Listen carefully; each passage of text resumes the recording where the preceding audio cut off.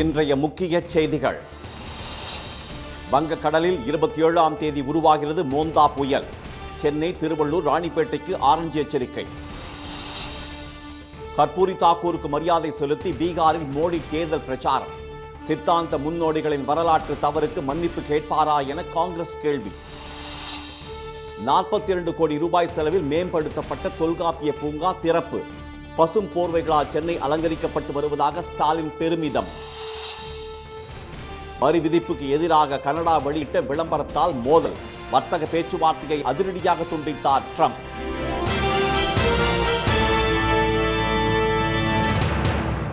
வணக்கம். வணக்கம். வங்கக்கடலில் 27ஆம் தேதி உருவாக உள்ள மோந்தா புயல் காரணமாக அன்றைய தினம் சென்னை உள்ளிட்ட 3 மாவட்டங்களுக்கு மிக கனமழைக்கான ஆரஞ்சு எச்சரிக்கை விடுக்கப்பட்டுள்ளது.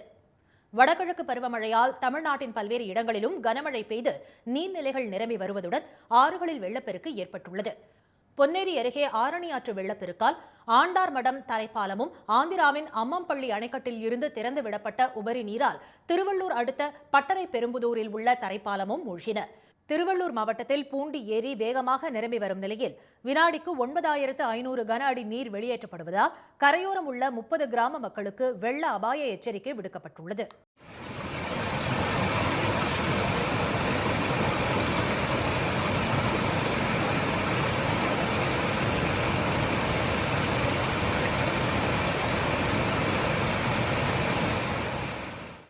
மதுராந்தகம் அருகே நீலமங்கலத்தில் உள்ள தரைப்பாலத்திற்கு மேல் மழை நீர் பெருக்கெடுத்து ஓடுகிறது. பொள்ளாச்சி அருகே ஆழியார் அணையில் இருந்து பழைய ஆயக்கட்டு 2ஆம் போக பாசனத்திற்காக தண்ணீர் திறக்கப்பட்டுள்ளதால் விவசாயிகள் மகிழ்ச்சி அடைந்துள்ளனர். கர்நாடக அணைகளில் இருந்து திறக்கப்பட்டுள்ள உபரி நீர் மற்றும் நீர்பிடிப்பு பகுதிகளில் பெய்யும் மழையால் ஒகேனக்கல் காவிரி ஆற்றில் நீர்வரத்து வினாடிக்கு 65,000 கன அடியாக அதிகரித்துள்ளது. மேட்டூர் அணைக்கு வரும் 65,500 கன அடி நீரும் அப்படியே வெளியேற்றப்படுகிறது.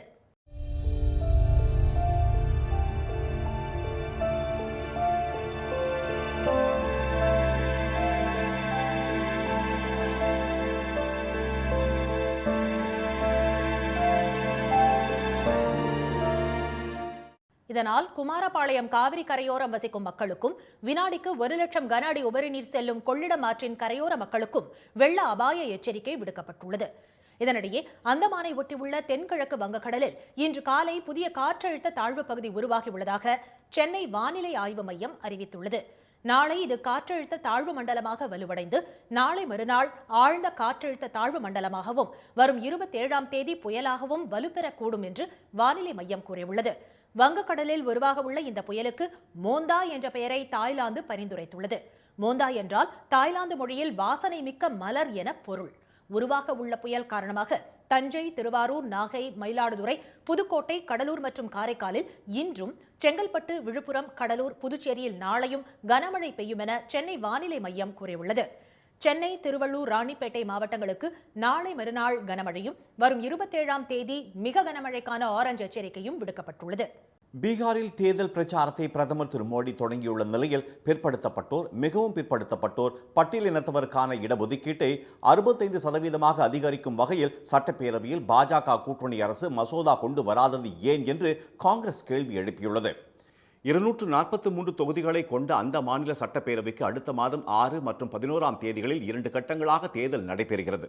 முதல் கட்ட தேர்தலுக்கான ஆளும் தேசிய ஜனநாயக கூட்டணி பிரச்சாரத்தை திரு மோடி இன்று தொடங்கினார். சமஸ்திபூர் அருகே கர்பூரி கிராமத்தில் பீகார் முன்னாள் முதலமைச்சர் பாரத ரத்னா கர்பூரி தாக்கூர் இல்லத்திற்கு சென்ற திரு மோடி அவரது சிலைக்கு மாலை அணிவித்து மரியாதை செலுத்தினார்.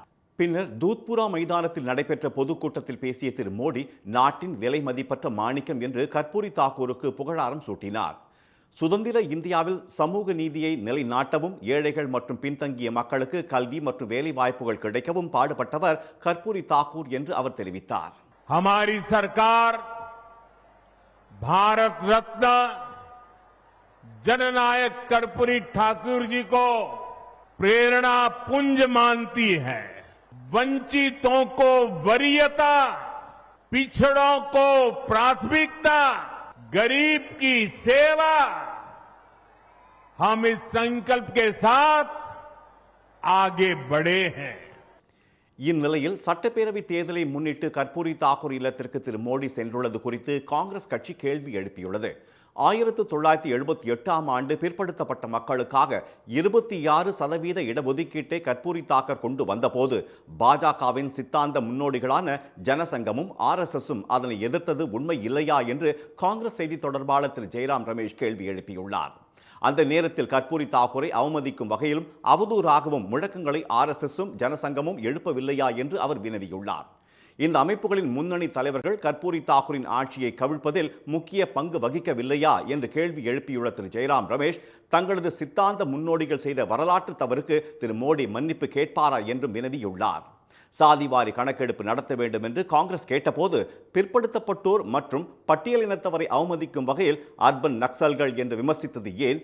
சாதிவாரி கணக்கெடுப்பு நடத்த முடியாது என்று நாடாளுமன்றத்திலும் உச்ச நீதிமன்றத்திலும் தெரிவித்தது ஏன் என்று திரு ஜெயராம் ரமேஷ் அடுக்கடுக்காக கேள்விகளை எழுப்பியுள்ளார்.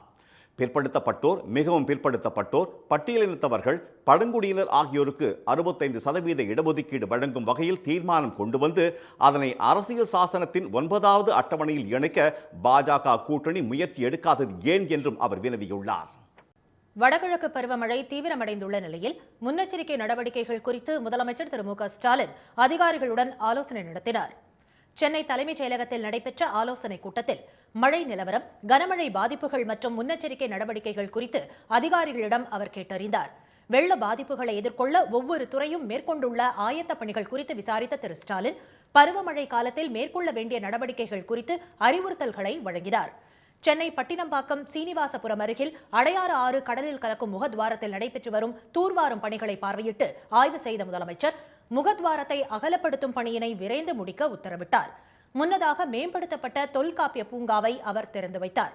2008ஆம் ஆண்டு கலைஞரால் அடிக்கல் நாட்டப்பட்டு சென்னை நதிகள் சீரமைப்பு அறக்கட்டளையின் மூலம் 58 ஏக்கர் பரப்பினை கொண்ட அடையாறு உப்பங்கழியினை சீரமைத்து தொல்காப்பிய பூங்கா உருவாக்கப்பட்டது. 2011ஆம் ஆண்டு பொதுமக்கள் பயன்பாட்டிற்காக பூங்கா திறக்கப்பட்டு கடந்த காலத்தில் முறையான பராமரிப்பின்றி இருந்த தொல்காப்பிய பூங்காவில் புதிய உட்கட்டமைப்பு வசதிகளுடன் 42.45 கோடி ரூபாய் மதிப்பீட்டில் மறு மேம்பாட்டு பணிகள் மேற்கொள்ளப்பட்டன. நவீன வசதிகளுடன் கூடிய புதிய நுழைவு வாயில், கண்காணிப்பு கோபுரம், பார்வையாளர் மையம், பார்வையாளர் மாடம், சிற்றுண்டியகம், திறந்தவெளி அரங்கம், இணைப்பு பாலம், குழந்தைகளுக்கான விளையாட்டுப் பகுதி போன்றவற்றுடன் புது பொலிவு பெற்றுள்ள தொல்காப்பிய பூங்காவை திரு ஸ்டாலின் திறந்து வைத்தார்.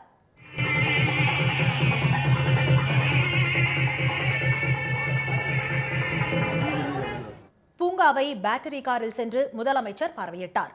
எழிலூட்டி புதுப்பிக்கப்பட்ட தொல்காப்பிய பூங்கா பொதுமக்கள் பயன்பாட்டிற்கு மீண்டும் கொண்டுவரப்பட்டது குறித்து திரு ஸ்டாலின் வெளியிட்டுள்ள வலைதள பதிவில், மாநகரின் இயந்திர வாழ்க்கைக்கு இடையே இயற்கையின் மடியில் இளைப்பாறுதல் தரும் சோலையாக முத்தமிழறிஞர் கலைஞரால் உருவாக்கப்பட்ட தொல்காப்பிய பூங்காவை நமது திராவிட மாடல் அரசு மேலும் எழிலூட்டி புதுப்பித்திருப்பதாக குறிப்பிட்டுள்ளார்.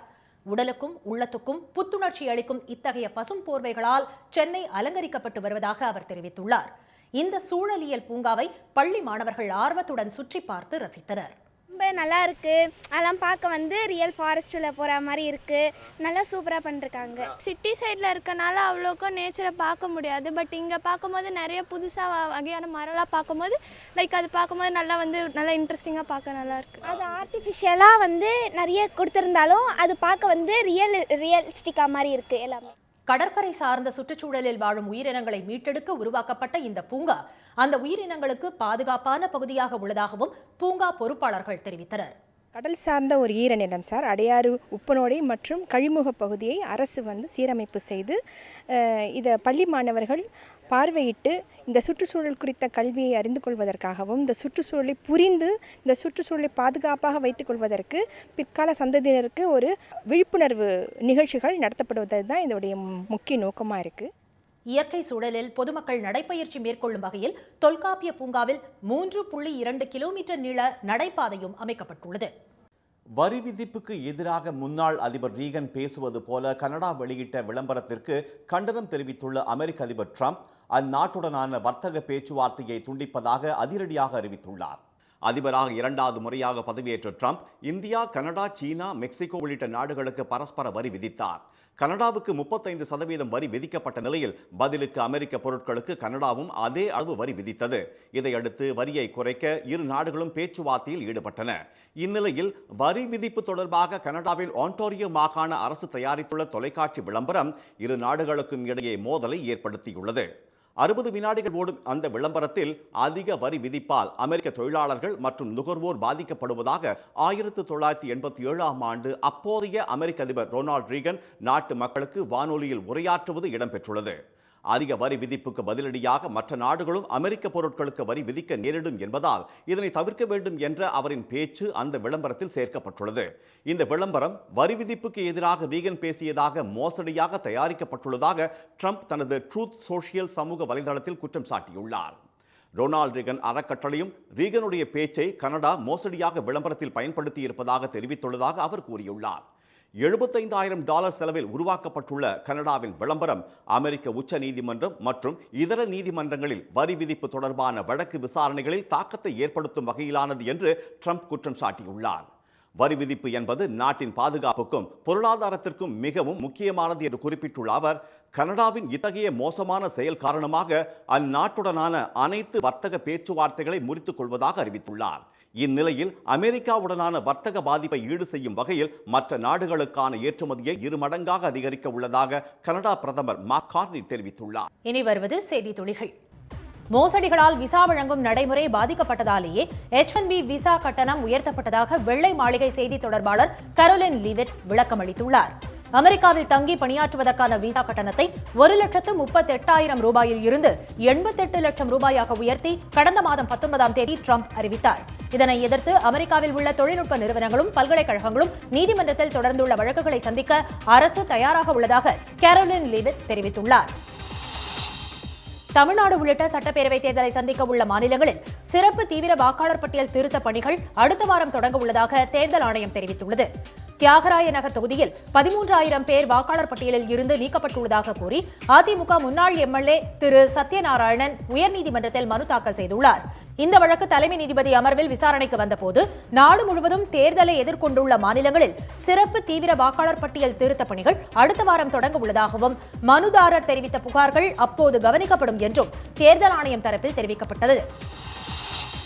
மருது சகோதரர்களின் நினைவு தினத்தையொட்டி முதலமைச்சர் திரு மு க ஸ்டாலின் தமது எக்ஸ் வலைதள பதிவில் தலை சிறந்த தியாகிகளாக தூக்கு கயிற்றை முத்தமிட்ட மருதிருவரின் நினைவை என்றும் போற்றுவோம் என்று குறிப்பிட்டுள்ளார்.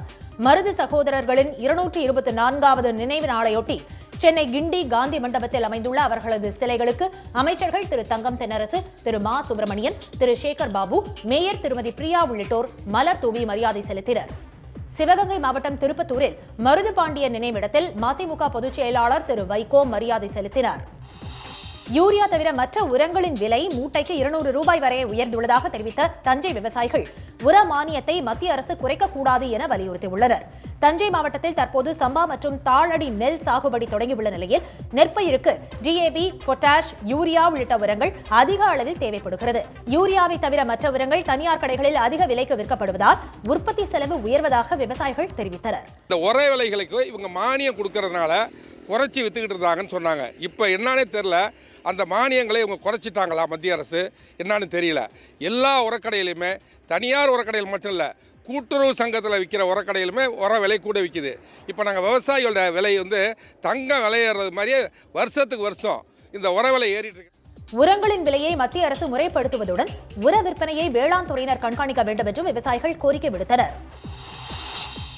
அறந்தாங்கி அருகே வெள்ளூர் அரசு நடுநிலைப் பள்ளியில் தலைமை ஆசிரியரை நியமிக்கவும் உயர்நிலைப் பள்ளியாக தரம் உயர்த்தவும் கோரி 2வது நாளாக குழந்தைகளை பள்ளிக்கு அனுப்பாமல் பெற்றோர் போராட்டத்தில் ஈடுபட்டனர். இதனை அறிந்த மணமேல்குடி காவல்துறையினர் பிள்ளைகளின் எதிர்காலத்தை வீணாக்க வேண்டாம் என ஒலிபெருக்கி மூலம் கேட்டுக் கொண்டனர்.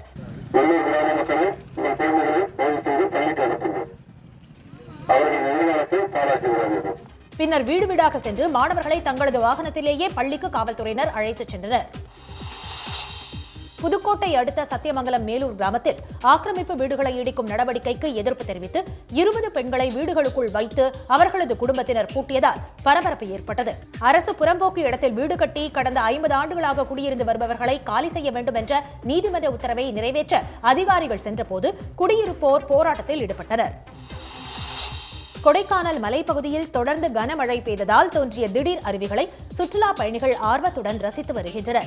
கடந்த 4 நாட்களாக கொடைக்கானல் மற்றும் சுற்றுவட்டார பகுதிகளில் பரவலாக மழை பெய்ததால் கொடைக்கானலில் உள்ள அனைத்து நீர் நிலையங்களில் தண்ணீர் இருப்பு அதிகரித்துள்ளது. தலையார் அருவி, வெள்ளி அருவி, வட்டக்கானல் அருவி மற்றும் கிராம பகுதிகளில் உள்ள பல்வேறு அருவிகளில் தொடர் மழையால் தண்ணீர் ஆர்ப்பரித்து கொட்டுகிறது. மலைப்பாதையில் ஆங்காங்கே திடீர் அருவிகளும் உருவாகி கண்களுக்கு விருந்தளித்து வருகின்றன. வர வழியில் ஃபுல்லாக ஃபால்ஸ், அதாவது புதுசாக நிறையா ஃபால்ஸில் தண்ணி ஓடிட்டு இருக்குது. அதுவும் இல்லாமல் நம்ம முக்கியமான சில்வர் ஃபால்ஸில் வந்து இப்போ அதிகமான தண்ணி போயிட்டுருக்கு. ஸோ வந்து டூரிஸ்ட் அங்கே அதிகமாக நின்று பார்த்துட்டு ரசிச்சிட்டு இருக்கிறாங்க. தக்காளி, பீன்ஸ் வரத்து அதிகரித்ததால் சென்னை கோயம்பேடு காய்கறி சந்தையில் அவற்றின் விலை குறைந்துள்ளது. 2 தினங்களுக்கு முன் கிலோ 30 ரூபாய்க்கு விற்ற தக்காளி நேற்று 60 ரூபாய்க்கும் இன்று கிலோ 40 ரூபாய்க்கும் விற்பனையானது. கனமழையால் காய்கறிகள் ஏற்றி வரும் லாரிகள் வருவது சீராக இல்லை என்ற வியாபாரிகள் விலை ஏற்ற இறக்கம் பொங்கல் வரை நீடிக்கும் என கூறினர். இன்றைய வர்த்தக முடிவில் மும்பை பங்குச்சந்தை குறியீட்டு எண் சென்செக்ஸ் 344 புள்ளிகள் சரிந்து 84,212 புள்ளிகளாக இருந்தது.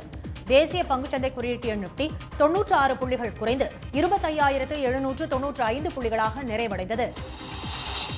சென்னையில் இன்று ஆபரண தங்கத்தின் விலை சவரனுக்கு 800 ரூபாய் குறைந்து 1 சவரன் 91,200 ரூபாயாகவும் 1 கிராம் 11,400 ரூபாயாகவும் உள்ளது. வெள்ளி விலை கிராமுக்கு 4 ரூபாய் குறைந்து கிராம் 170 ரூபாயாக உள்ளது. மீண்டும் இன்றைய முக்கிய செய்திகள். வங்கக்கடலில் 27ஆம் தேதி உருவாக உள்ள மோந்தா புயல் காரணமாக அன்றைய தினம் சென்னை உள்ளிட்ட 3 மாவட்டங்களுக்கு மிக கனமழை எச்சரிக்கை விடுக்கப்பட்டுள்ளது. பீகாரில் தேர்தல் பிரச்சாரத்தை மோடி தொடங்கியுள்ள நிலையில் இடஒதுக்கீட்டை 65% அதிகரிக்க பாஜக கூட்டணி அரசு மசோதா கொண்டு வராதது ஏன் என்று காங்கிரஸ் கேள்வி எழுப்பியுள்ளது. வரி விதிப்புக்கு எதிராக கனடா வெளியிட்ட விளம்பரத்திற்கு கண்டனம் தெரிவித்துள்ள அமெரிக்க அதிபர் டிரம்ப் அந்நாட்டுடனான வர்த்தக பேச்சுவார்த்தையை துண்டிப்பதாக அறிவித்துள்ளார். இத்துடன் இந்த செய்திகள் நிறைவடைந்தன. மீண்டும் சன் டிவியில் செய்திகள் காலை 7:30 மணிக்கு. செய்திகளை உடனுக்குடன் தெரிந்து கொள்ள QR கோடை ஸ்கேன் செய்து சன் நியூஸ் வாட்ஸ்அப் சேனலில் இணைந்திருங்கள். வணக்கம். வணக்கம்.